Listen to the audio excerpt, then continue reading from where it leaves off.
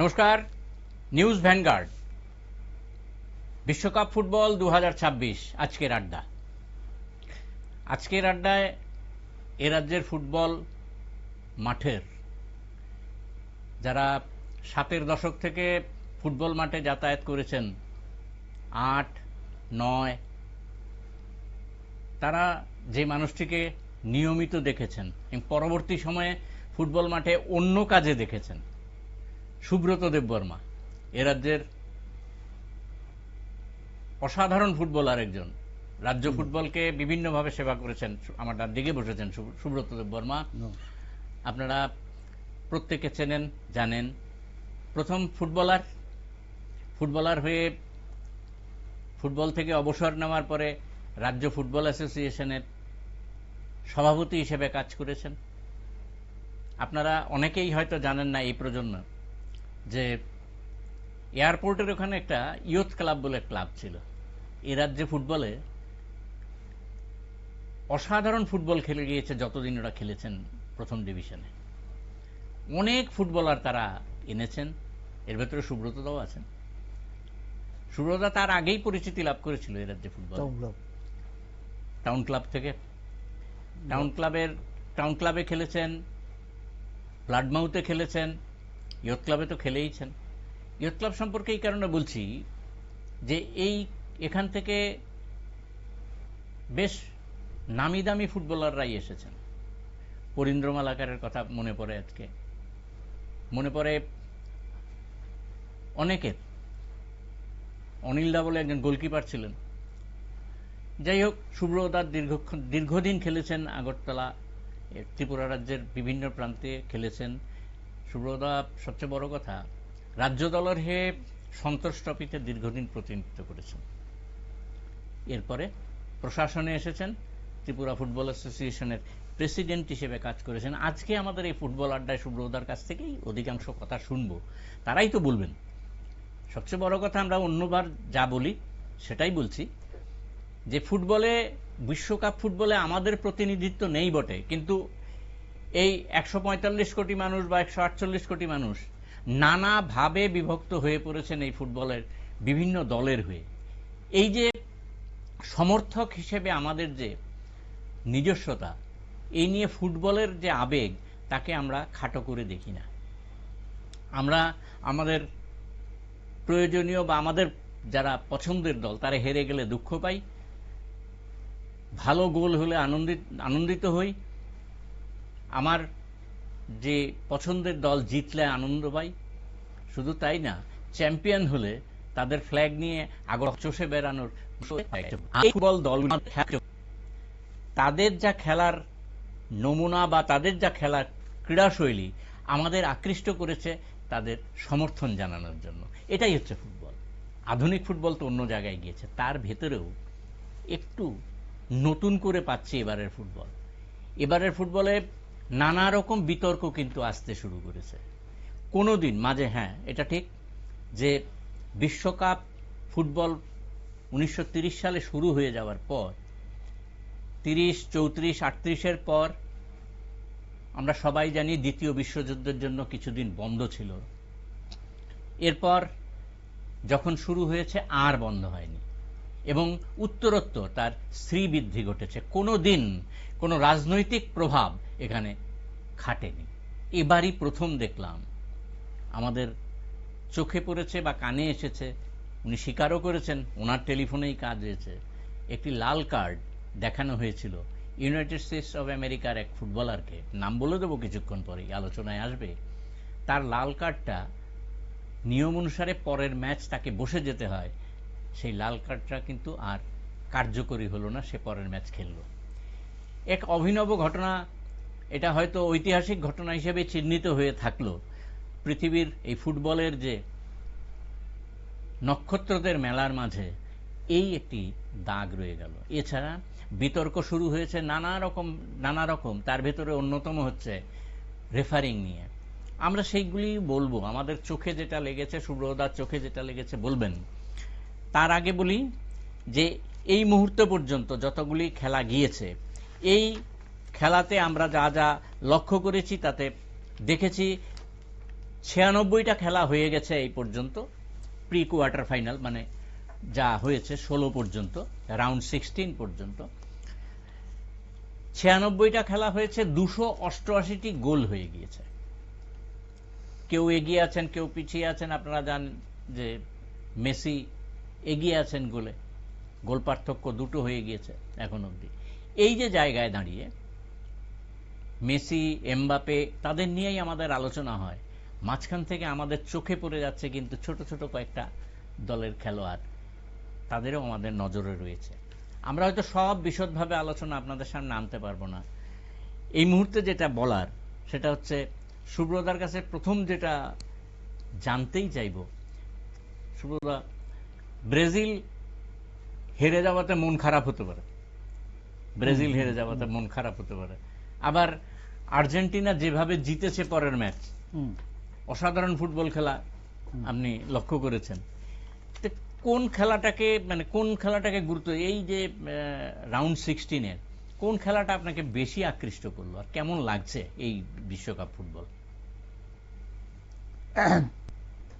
আমরা যারা পড়াশোনার থেকে ফুটবলটাকে বেশি প্রাধান্য দিয়ে এসেছিলাম ছোটবেলা থেকে, আমি 5 বছর বয়স থেকে ফুটবল খেলি, 32 বছর পর্যন্ত ফুটবল খেলেছিলাম, পরবর্তী সময়েও ফুটবল খেলেছি।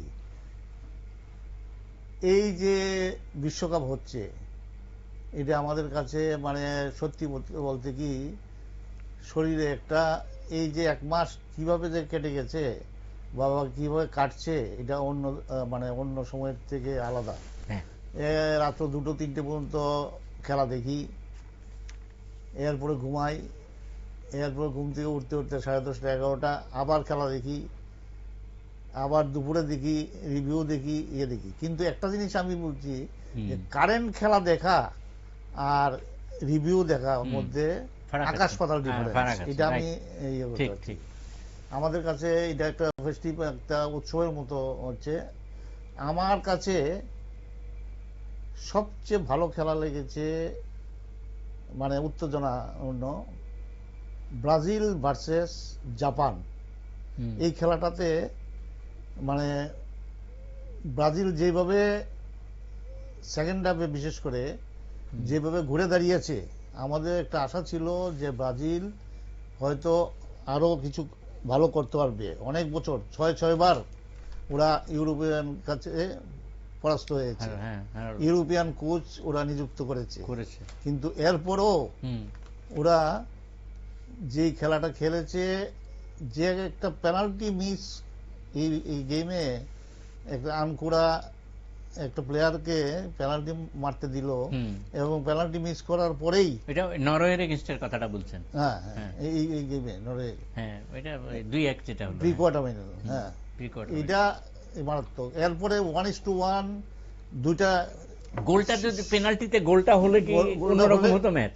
গোলটা হলে অনেক চেঞ্জ হয়ে যেত, ম্যাচটা অনেক চেঞ্জ হয়ে যেত, অনেক চেঞ্জ। কিন্তু মানুষেরও দুর্ভাগ্য, ওরা অনেক চান্স পেয়েছে, তার ওদের যে নরওয়ের যে গোলকিপার, মনোবত 2-3টা সেভ করেছে, যেটা বারে লেগেছে বা বারের মধ্যে মাথা লেগেছে, মানে মারাত্মক ব্যাপার। এরপরেও ব্রাজিলের প্রতি মানুষের একটা ইয়া ছিল, অনেক পুরানো টিম তো, ব্রাজিলের আমার মনে হয় দর্শকের আকর্ষণটা দর্শকের সবচেয়ে বেশি ছিল আগের থেকেই একদম। ব্রাজিল যাওয়ার পরে আর একটা ভুল, এটা আমার বড় কথা না, নেইমারকে পরীক্ষায় করা হলো না, খেলানো উচিত ছিল। নেইমারকে যদি প্রথম থেকে নামতো, তাহলে হয়তো এই পেনাল্টিটাও গোল হতো, পরবর্তী সময়েও নেইমার কিছু পেত। আর একটা নতুন প্লেয়ার যে ছিল, যেহেতু 1:1 গোল করতে, বিশ্বকাপ যে খুব কঠিন গেম, এটা বোঝা গেছে এখানে আর কি। যাই হোক, এটা আর আর্জেন্টিনা, যেটা মঙ্গলবার রাতে আর্জেন্টিনা যেভাবে জিতলো, সেটা অভাবনীয়, মানে অকল্পনীয়। 79 মিনিট 2 গোলে হারার পরে প্রায় 13-14 মিনিটে খুব সম্ভবত 3-3টে গোল করা, এটা একমাত্র আর্জেন্টিনার পক্ষেই সম্ভব। আর্জেন্টিনার দর্শক থেকে আমরা শুধু ইভেন মেসি পর্যন্ত নিজে হয়তো ভাবছিল এইটাই শেষ বিশ্বকাপে, এইটাই শেষ খেলা, কিন্তু যেভাবে ফিরে এসছে এটা মেসি পারে। মেসি আপনার কি মনে হয় না, আমার কাছে যেটা মনে হয়েছে সুব্রতদা, সেটা হচ্ছে যে মিশর যে দুখানা গোল করেছে আজকে, মিশরের যে গোলটা ওরা নষ্ট মানে করলো, বাতিল করলো রেফারি, এটা কিন্তু বিতর্কের সৃষ্টি করেছে। এটা কি কেন মিশর যে দুটো গোল করেছে এটার জন্য আর্জেন্টিনার ডিফেন্স অনেকটা ছিল, অনেকটা দুর্বল বা অনেকটা একদম। আর যেই গোলটা আরে বাতিল করেছে সেটার সম্বন্ধে আমি এতটুকুই বলতে পারি যে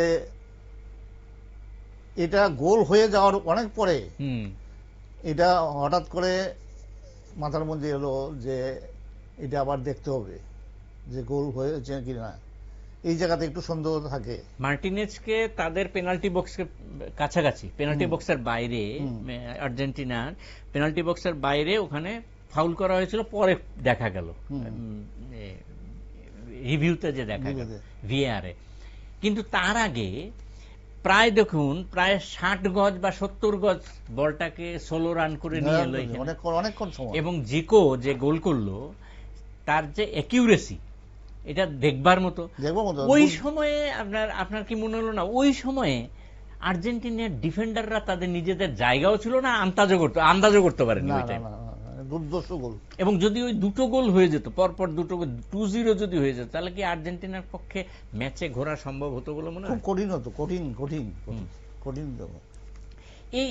এই জায়গায় মানে আপনাদেরও যেটা, আমাদের চোখে যেটা বলেছে, আমাদের তো মানে আমরা ফুটবল, হয়তো আপনারা ভাববেন যে ফুটবলটা আমরা কতটুকু বুঝতে পারবো, ওয়ার্ল্ড কাপ নিয়ে কথা বলা আমাদের পক্ষে তো দুষ্কর। তাদের পরিকল্পনা, তাদের চিন্তা ভাবনা আমাদের চিন্তা ভাবনার সঙ্গে অনেক অনেক হয়তো এগিয়ে থাকে, স্বাভাবিকভাবেই এগিয়ে থাকবে। আমাদের যা মনে হয়েছে সেটাই বলা, সেটা হচ্ছে যে এই যে জায়গাটায় দাঁড়িয়ে সুব্রতা যেটা বললেন যে মেসি কিভাবে খেলাটাকে পরিবর্তন করে দিতে পারেন, সেটা মেসি আবার প্রমাণ করবে। মেসির মতো ফুটবলারই তো প্রমাণ করবেন, এদের দেখেই তো পরবর্তী প্রজন্ম আসবে।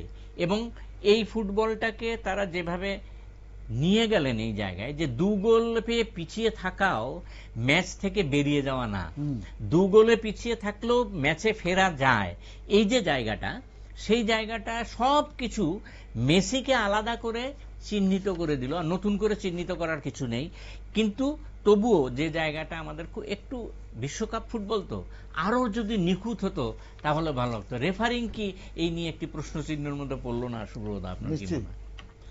আপনি তো মাঠের মানুষ, আপনি তো। না, এটা তো আলোচনা চলছে, চারদিকে আলোচনা, পেপারে দেখছি নানা রকম আছে। মেসিকে ফার্স্ট হাফে মেসিকে আটকে দিয়েছিল, কিন্তু দেখা গেছে যে সেকেন্ড হাফে যখন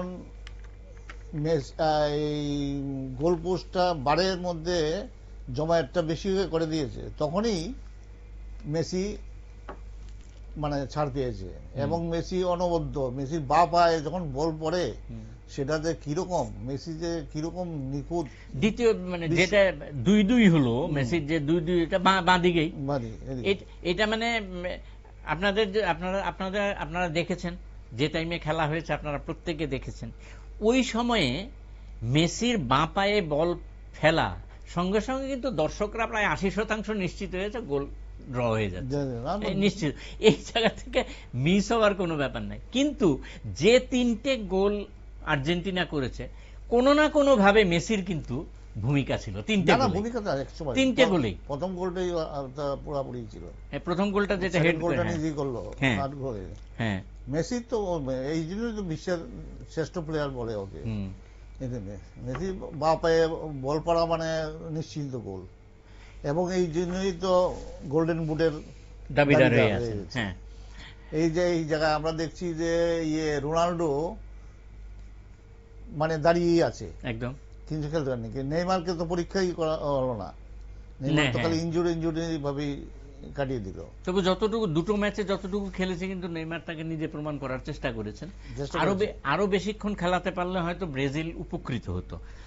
ব্রাজিলের আউট হয়ে যাওয়া, ব্রাজিল বেরিয়ে যাওয়া বা পরবর্তী সময়ে যে রোনাল্ডো মানে পর্তুগাল বেরিয়ে যাওয়া, হল্যান্ড বেরিয়ে যাওয়া বা পশ্চিম জার্মানি বেরিয়ে যাওয়া, জাপান বেরিয়ে যাওয়া বা জার্মানি বেরিয়ে যাওয়া, এই সমস্ত বিশ্বকাপ চ্যাম্পিয়ন হওয়ার দাবিদার দলগুলি বেরিয়ে যাওয়াতে সমস্যাটা যেটা হয়েছে আপনাদের কাছে, খেলার বাইরের একটা অংশ একটু বলে রাখি, টিকিটের দাম কিন্তু ব্যাপকভাবে পড়ে গিয়েছে।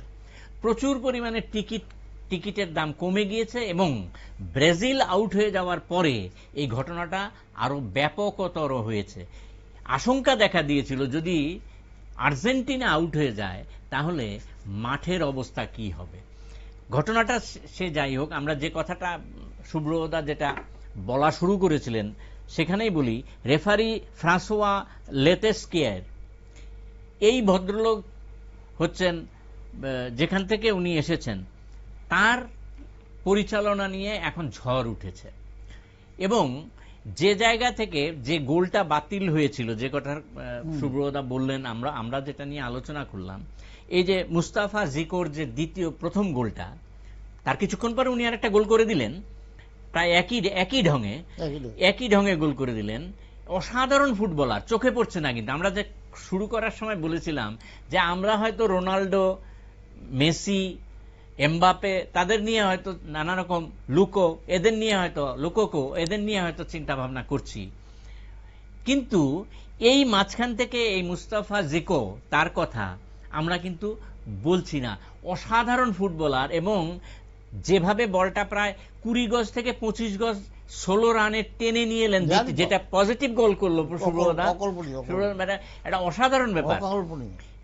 এই যে গোলটা বাতিল হলো সে সম্পর্কে বলি, আপনারা খুব অবাক হবেন শুনলে। মার্টিনেজকে যে ফাউল করা হয়েছিল বলে বলা হলো, যে রেফারি যেটা বললেন, এই ফ্রাঁসোয়া যে কথাটা বললেন, সেটা ঘটনাটা ঘটেছে কিন্তু গোল হয়ে যাওয়ার 100 গজ দূরে। এবং এত, সুব্রতদা ঠিকই বলেছেন যে এত সময় পরে এটা লক্ষণীয় বিষয় যে এটাকে কেন হঠাৎ করে নিয়ে আসা হলো, ফলে এই প্রশ্নচিহ্ন উঠছে। ঠিক একই ধরনের ঘটনা আপনাদের মনে করিয়ে দিই যে আলভারেজ ফাউল করেছিলেন সালাহকে, যে সালাহ যে মিশরের অসাধারণ ফুটবলার, দুর্দান্ত, ও ক্ষোভ প্রকাশ করেছে পরে। তারা নানাভাবে তাদের কথা বলেছেন, আপনাদের আমি বলার চেষ্টা করব সময় পেলে।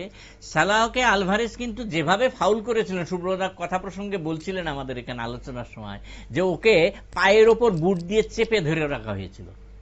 এই জায়গাটা কি করে এড়িয়ে গেল? এটা পেনাল্টি হয়, খেলার পরিস্থিতিতে পেনাল্টি হয়। তা সত্ত্বেও খেলা তো শেষ, কথা বলছে রেজাল্ট। হয়তো এই ঘটনাগুলি আমরা আস্তে আস্তে ভুলে যাব, কিন্তু রেজাল্টটা তো থেকে যাবে। তাই বলে মেসির যে ভূমিকা তা কোনো অবস্থাতেই কিন্তু ফেলে দেওয়া যাবে না। এবং ফরাসি রেফারিও কিন্তু এই বিশ্বকাপ ফুটবলে নিজেকে নানাভাবে চিহ্নিত করে রাখলেন। সে আপনারা যেভাবেই ধরুন, কেউ হয়তো নিন্দাকে করবে না, কেউ হয়তো সাফল্যের নিরিখেও চিন্তা ভাবনা করবেন। প্যারাগুয়ে ফ্রান্সের ম্যাচটা একটা অসাধারণ ম্যাচ।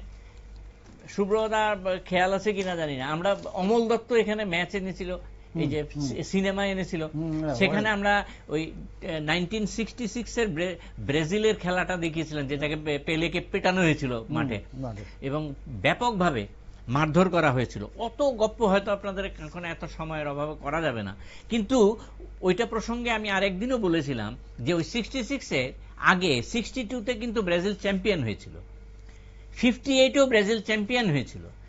ব্রাজিলে তখন পেলে হচ্ছে ভয়ঙ্কর ফর্মে, তাকে পিটিয়ে বুলগেরিয়া এবং তার পরবর্তী সময় পর্তুগাল, এই দুটো ম্যাচে ভয়ঙ্করভাবে তাকে মারা হলো।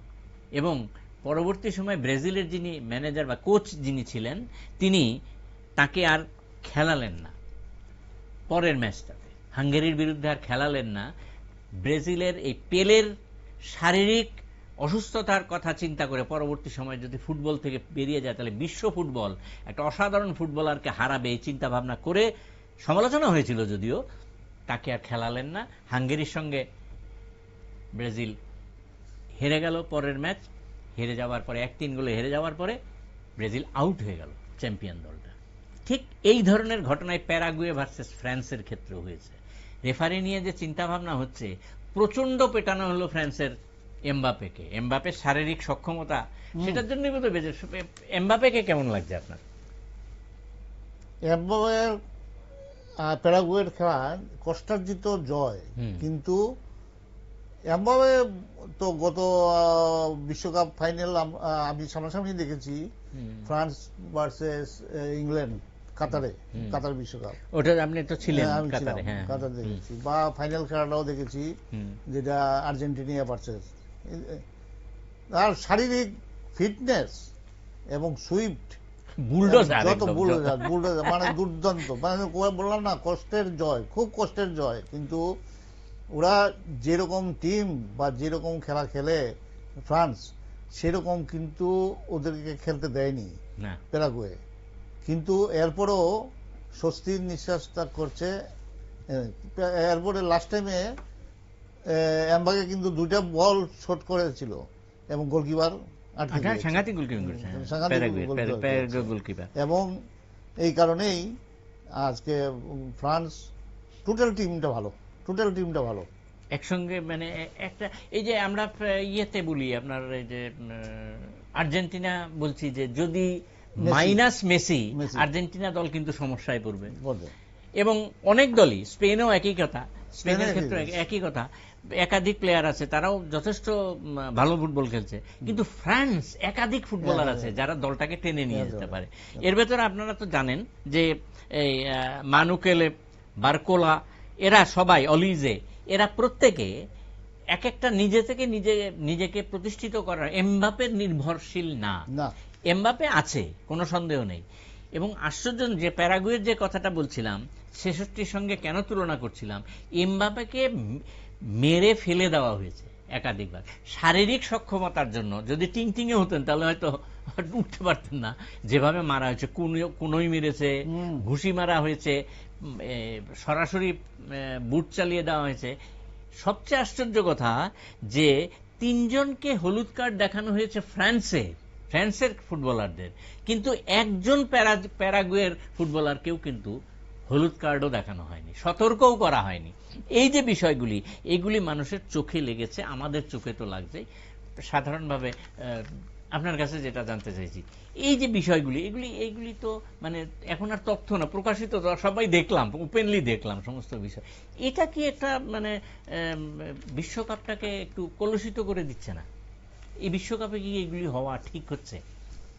এখন নানা রকম খবর আসছে, নানা রকম রিপার্কেশন আসছে, এটা তো করা যায়। অ্যাপারেন্টলি যেটা আমরা এই আর্জেন্টিনা ভার্সেস এটা দেখলাম, এটার মধ্যে সন্দেহ আছে, কিছুটা সন্দেহ আছে। যদিও আমরা আর্জেন্টিনা বা ব্রাজিলের প্রতি ব্লাইন্ড আছি আমরা অনেকটা, এই কারণে হয়তো মেসির প্রতি আছে আমাদের সবারই। না, মেসির গোল টোলগুলি সবই, কিন্তু এইসব তো কথা আছে। কিন্তু আমরা এমন জায়গাতে আছি, আমরা একটা সমালোচনা বা একটা কথা বলার মানে অধিকারী, আমাদের অধিকার আছে কিনা, এই জন্য আমরা গুটিয়ে যাই। হ্যাঁ, সেই সত্যি কথা তো ঠিকই। মিশরের কোচ যা বলছেন আর কি, যে হোসাম হাসান, উনি যে শব্দগুলি ব্যবহার করেছেন পরবর্তী সময়ে, তার বঙ্গার্থ যদি করি, মানে সংক্ষেপে যদি বলি, যে উনি বলছেন যে অনেক অভিযোগ হয়েছে, এই অভিযোগ হয়তো আরো উঠবে, কিন্তু আর্জেন্টিনাকে নানাভাবে দেখা হবে এবং তার সমর্থক অনেকেই অনেক দিক থেকে আছে। ইংরেজিটা এরকম বলছেন, this was clearly a fixed game, আগে থেকেই ঠিক ছিল। It is a all about money, এই অভিযোগ এনেছেন উনি। They want Messi to stay in the tournament. In football many thing happen off the pitch of interest. সাংঘাতিক কথা বলেছেন, যেটা ইদানিংকালে আমি শুভ্রদা তো আরো দেখছেন, কাছেতে মাঠে বসে উনি বিশ্বকাপ দেখেছেন, গত বিশ্বকাপ, তার অভিজ্ঞতা আরো বেশি। আমরা তো 9 করে 78 সাল থেকে দেখছি টিভিতে। ফলে এই ধরনের ঘটনা বিশ্বকাপ কিন্তু বা না একদম অন্য নিখুঁত কোনো বিশ্বকাপ না, এই কোনো অভিযোগ নেই। এরকম অভিযোগ বা হ্যাঁ এরকম ঘটনা কিন্তু হ্যাঁ, দক্ষিণ পশ্চিম এশিয়াতে এশিয়ার এইটা কিন্তু সাংঘাতিক। এশিয়াতে যতবার বিশ্বকাপের আসর বসেছে কোনোবার এই ধরনের এই ঘটনা ঘটেইনি। আমরা যদিও এশিয়া মহাদেশ ফুটবলে খুব একটা সাংঘাতিক জায়গায় যাচ্ছি না বটে, কিন্তু এদিক থেকে আমাদের কৃতিত্ব সর্বাধিক। মেসি সম্পর্কে বলে রাখি যে মেসি বিশ্বকাপে এই মুহূর্তে 21খানা গোল করে ফেলেছেন। চলতি বিশ্বকাপে 8টা গোল করেছেন, 7টি গোল করে হালান্ড এবং এমবাপে ঠিক তার পেছনেই আছেন। হ্যারি কেন তো 6খানা গোল করেছেন। প্রসঙ্গক্রমে বলে রাখলাম। হ্যারি কেন সম্পর্কে কেমন লাগছে? হ্যারি কেনের এই টোটাল টিমটা, বিশেষ করে ফরওয়ার্ড লাইন টু হাফ, খুবই ভালো খেলছে। এবং এরা হ্যারি কেন যে লিড করছে বা ক্যাপ্টেনশিপ যে করছে, ওকে সবাই মানছে বা ওকে দেখাই যায় বেশিরভাগ গোলই ও করেছে ইয়ে করে, এবং কতটি অনবদ্য গোল করেছে। কিন্তু পাবলিসিটিটা খুব কম হ্যারি কেনের, অন্যান্য মতন পাবলিসিটি তো নাই, কিন্তু খেলছে সাংঘাতিক, দুর্দান্ত প্লেয়ার, দুর্দান্ত খেলছে। ইংল্যান্ড টিমেই টোটালি ভালো খেলছে, খুব ভালো খেলছে। এবং যেটা নাকি ইয়ের লোকে খেললো, মেক্সিকোর লোকে খেললো, মেক্সিকো মানে খুবই ভালো টিম, খুবই ভালো খেলেছে এবং স্থানীয় আয়োজক দেশ বিদায় নিয়েছে ঠিকই, কিন্তু মানে ওরা খেলে ইংল্যান্ড বাজি ধরতে পারে। ইংল্যান্ড খুব ভালো খেলছে না, খুব ভালো খেলছে ইংল্যান্ড টোটাল। এটাকে কি বলবেন, এই যে মানে এই জুরেল কোয়ানসা তাকে যে রেড কার্ড দেখে 10 জন হয়ে যাওয়ার পরে তারা ট্যাকটিক্যাল মেথডটা যে নিলেন, এটাকে কিভাবে দেখবেন? এটা এর পেশাদার ফুটবলে এটাকে কিভাবে দেখবেন? না, এটা referee decision is decision. Referee decision না, ঠিক আছে, রেড কার্ড দেওয়ার পরে 10 জন যে হয়ে গেল, তারপরে টিম তারপরে কিন্তু জিতলো না, 10 জন হয়ে গেছে যে এটা বোঝা যায়নি তো, বুঝতে দেয়নি। হ্যাঁ হ্যাঁ, বুঝতে এই জন্যই তো বলছি পুরো টোটাল টিমটাই মানে একবারে একাত্ম হয়ে গেছে। একদম ঠিক। এখানে আপনাদের মানে একটা প্রসঙ্গক্রমে একটা কথা মানে বিশ্লেষণ করতে গিয়ে যা শুনলাম বা দেখতে গিয়ে যা বুঝলাম, অনেকের কথা শুনে যা বুঝলাম, আমাদের তো এত দূরত্ব এত বেশি, আমরা আমাদের মেধাই বা কতটুকু। এই প্রসঙ্গে একটা কথা বলা উচিত, সেটা হচ্ছে যে এই যে ইংল্যান্ড যেখানে খেললেন, যে মাঠটাতে খেলেছেন, এই মাঠে কিন্তু আপনার মনে আছে কিনা 1986-এ ঠিক একই মাঠে 1986-এ মারাদোনার একটা অসাধারণ ইংল্যান্ডের এগেনস্টে ম্যাচ ছিল। 2-1 মারাদোনার সেই যে হ্যান্ডস অফ গড, আর হচ্ছে ওই যে 6 জনকে কাটিয়ে যে গোলটা, এটা এখনো তো আমাদের চোখে ভাসছে না, এখনো চোখে ভাসছে। এই যে হ্যাঁ, এই যে মানে এই যে স্টেডিয়ামটা মানে এটা অ্যাজটেকা স্টেডিয়াম, এই অ্যাজটেকা স্টেডিয়ামটা আপনার সমুদ্রপৃষ্ঠ থেকে 2200 মিটার উপরে। শ্বাসকষ্ট হয় এখানে। ইংল্যান্ডের যে খেলোয়াড়রা, তাদের শ্বাসকষ্ট হওয়ার সম্ভাবনা ছিল, কিন্তু এটা মেক্সিকোর কিন্তু এটা এই সমস্যাটা ছিল না, তারা খেলেছেন। এবং যে তথ্যটা আমি পেয়েছি, যে মানে সুব্রত খুব অবাক হবেন, যে তারা এখানে এই স্টেডিয়ামে এই পর্যন্ত এই ম্যাচটাকে বাদ দিলে ওরা 89টা ম্যাচ খেলেছিল, তার ভেতরে 70টা ম্যাচ মেক্সিকো জিতেছে, এবং এর ভেতরে 17টা ম্যাচ ড্র, আর এটা নিয়ে 2টো হার। এই নিয়ে মানে সবাই চিন্তিত ছিল, মানে ইংল্যান্ড দলটা। আপনি যেটা মানে আপনি যে পুরো ম্যাচটাকে খুব দারুণভাবে মানে লক্ষ্য করেন, সেটা প্রমাণ হচ্ছে যে এই যে এই হ্যারি কেনের কথা বলতে গিয়ে যে বললেন নেতৃত্ব দেওয়া, এত কিছু ডিসঅ্যাডভান্টেজ থাকে। খেলা কিন্তু 1 ঘন্টা পরে শুরু হলো বৃষ্টির জন্য, এটা হয়তো অনেকের অসুবিধা করেছে, কিন্তু শেষ 40 মিনিট 10 জনে খেললো, কিন্তু দলটা বুঝতে দিল না। এটা কেন হয় সুব্রত? আপনার অভিজ্ঞতা থেকে কি মনে হয়? আপনি তো মাঠে মানে আমাদের মতো তো গ্যালারিতে বসে ফুটবল শেখেননি, আপনি মাঠে খেলে শিখেছেন। এগুলি যখন হয়, আপনারও তো নিশ্চয়ই হয়েছিল কোনো সময় 10 জনে হয়ে গিয়েছিলেন। অনেক সময় হয়। হ্যাঁ, টিম যখন ইউনাইটেড থাকে, টিম যখন দৃঢ়প্রতিজ্ঞ, একসাথে প্র্যাকটিস। আমার একটা জানা আছে যে ইংল্যান্ডে লিগ যে খেলা হয়, ওদের বিশ্বকাপ থেকে আরো বেশি আকর্ষণীয়। এখানে এটা আমি শুনেছি আর কি।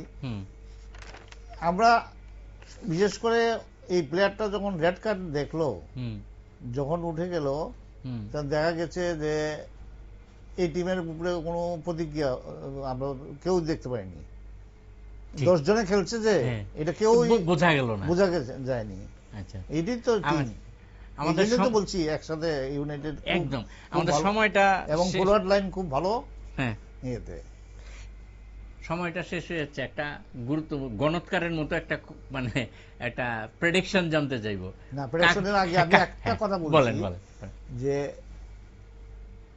এখন যে কোনো ইয়েতে আপনি দেখবেন একটা প্লেয়ার কিন্তু আমরা বা অনেক আগেই দেখেছি, কিন্তু বাস্তবে ওকে দেখিনি, যে এই নরওয়ের যে এই হল্যান্ড, হ্যাঁ হল্যান্ড, যেমন শরীর, এমন এমন গ্ল্যামার, এমন খেলা, ওকে কিন্তু বিশেষ ধরনের খাদ্যদ্রব্য নিয়েও কিন্তু প্রশ্ন উঠছে, সবকিছু ওকে সবচেয়ে বেশি আকর্ষণ। হ্যাঁ, ওকে কিন্তু ছেড়ে দিলে কিন্তু মুশকিল আছে। যে তার উচ্চতা, তার শারীরিক ওজন থেকে গতি সব মুশকিল আছে। এই জন্য মানে যে কোনো ম্যাচের ঘুরিয়ে দিতে পারে। মেসির পরে এমবাপে তো আছেই, কিন্তু সবচেয়ে আকর্ষণ প্লেয়ার হলো ও। এই ওকে না, ওকে না বললে এটা একটা ইয়ে হয়, মানে সূর্য, ওদের দেশে তো সূর্য ওঠে মাঝরাতে, ফলে এই যে নিশিত সূর্যের দেশ নরওয়ে বলা হয়। ইউরোপিয়ান কান্ট্রি থেকে 6টা টিম এসছে। ইংল্যান্ডের সঙ্গে খেলবে নরওয়ে। কি রেজাল্ট আশা করছেন? আমি একটা একটা করে ধরে, আমি শেষ হয়ে যাচ্ছে সময়। চারটে দল, সেমিফাইনালে কোন চারটাকে আশা করছেন? নরওয়ে আর ইংল্যান্ড। ইংল্যান্ড কিন্তু নরওয়ে ফাইট দেবে, কিছু বলা যায় না। হল্যান্ড ডিফারেন্স করে দিতে পারে। আচ্ছা, এটা ফাইন। Spain Belgium. স্পেনের অ্যাডভান্টেজ একদম। আমি এক সেকেন্ডে কই, স্পেন খুব ভালো টিম, সব ঠিক আছে, কিন্তু স্কোরিং ক্যাপাসিটিটা খুব কম। একদম স্কোরিং ক্যাপাসিটি এটা ঠিক করতে হবে। ঠিক, অনেক বেশি সুযোগ পায় কিন্তু কাজে লাগাতে পারছে না। Right. France versus Morocco. France total team, Morocco fight দেবে। আর আর্জেন্টিনা সুইজারল্যান্ডে কাকে অ্যাডভান্টেজ? আর্জেন্টিনা। সুব্রতার কথা অনুযায়ী আমার সঙ্গে আমি দ্বিমত পোষণ করছি না, একেবারেই দ্বিমত পোষণ করছি না। যদি সুব্রতা আমার উপর ছেড়ে দিতেন আমি এইগুলোই বলতাম। সেটা হচ্ছে ইংল্যান্ড, ফ্রান্স, স্পেন এবং আর্জেন্টিনা, এই চারটি দল সেমিফাইনালে যাবে। আমাদের অনুষ্ঠান শেষ করার আগে কতগুলি ঘটনা, এই 96 বছরের শেষ করার আগে আপনাদের জানিয়ে রাখি, আপনাদের হয়তো কাজে লাগবে। 96 বছরের এই ফুটবলের ইতিহাস 3000 গোল কিন্তু হয়ে গেল। 3000তম যে গোলটা, এটা এই সুইডিশ স্ট্রাইকার মার্কাস আলওয়াক এই করেছিলেন 2000তম গোল। 3000তম গোলটা যিনি করলেন, এই মেক্সিকো, কানাডা ইত্যাদি এনজো ফার্নান্ডেজ, আর্জেন্টিনার লাস্ট যে গোলটা করেছেন, যেটার কথা আমরা বলছিলাম, তৃতীয় গোলটা যেটা করলেন, অর্থাৎ 8 তারিখে যে গোলটা করলেন, সেটা হচ্ছে এই বিশ্বকাপ ফুটবলের ইতিহাসের 3000তম গোল। এবং বিশ্বকাপের এই 3000তম গোলটা কিন্তু হয়েছে হেডে। এর আগে প্রথম গোলটা হয়েছিল উরুগুয়ে বিশ্বকাপে 13ই জুলাই 1930-এ লুসিয়ান লরেন্ট প্রথম গোলটা করেছিলেন। দ্বিতীয় যে কথাটা বলবো, 100তম গোলটা যিনি করেছিলেন, সেটা হচ্ছে 27শে মে 1934 অ্যাঞ্জেলো সিয়াভিও, তিনি গোলটা করেছিলেন ইটালির হয়ে।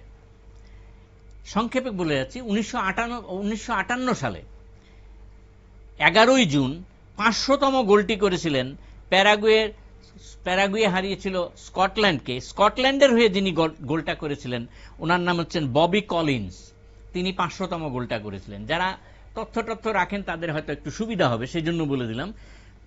আবার 78 সালে 1000তম গোলটা করেছিলেন হল্যান্ডের রব রেনসেনব্লিং। যদিও ম্যাচটা 100তম গোল হলেও হল্যান্ড হেরে গিয়েছিল 3-2 গোলে এবং স্কটল্যান্ডের কাছে। তা সত্ত্বেও বলি, হল্যান্ডের রব রেনসেনব্রিঙ্ক তিনি এই 1000তম গোলটা করেছিলেন। 2000তম গোলের কথা একটু আগে বলেছি, সুইডিশ স্ট্রাইকার মার্কাস আলবাক ইংল্যান্ডের বিরুদ্ধে গোলটা করেছিলেন, তিনি 2000তম গোল। আর 3000তম গোলের কথা তো একটু আগে বললাম। আসলে ফুটবল এমন একটা জায়গায় প্রতিনিয়ত যেন আপনাদের সামনে ঘুরঘুর করছে কুইজ নিয়ে। কুইজ তো হবেই, কিন্তু ঘটনাটা হচ্ছে ফুটবল কিন্তু ফুটবলের জায়গাতে রয়েছে, বিতর্ক থাকবে, এটাও ফুটবলের একটা অঙ্গ।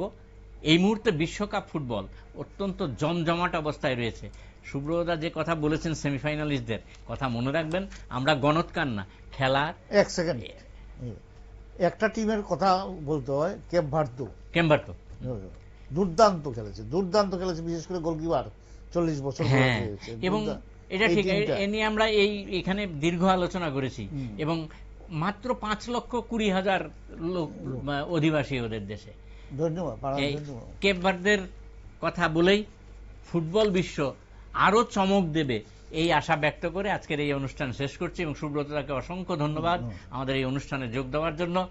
সবাই ভালো থাকবেন, সুস্থ থাকবেন, সকলকে নমস্কার।